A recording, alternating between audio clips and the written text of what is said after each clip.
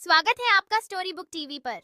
नागलोक की शपथ की आज की कड़ी में अर्जय का सामना होगा उस परीक्षा से जो न केवल उसके साहस की बल्कि उसके हृदय की गहराइयों की परीक्षा लेगी।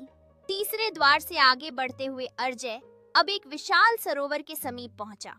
सरोवर शांत था, पर उसका जल धुएं की तरह धुंधला।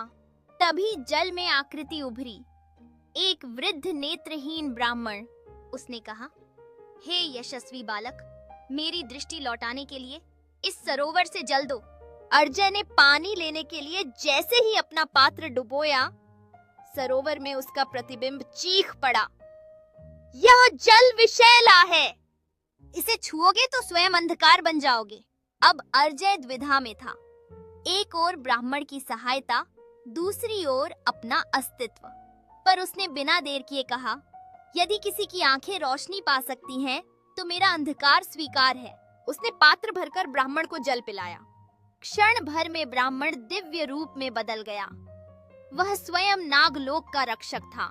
तू योग्य है अर्जय, उसने कहा, क्योंकि जो दूसरों के लिए अंधकार को अपनाता है वही सच्चा रक्षक होता है। अर्जय के पांव के नीचे की भूमि चमकने लगी। अब वह अंतिम द्वार की ओर बढ़ चला था। क्या आपने कभी अपने किसी निर्णय में दूसरे की भलाई को अपनी पीड़ा से ऊपर रखा है? अगर हाँ, तो इस वीडियो को लाइक करें, शेयर करें।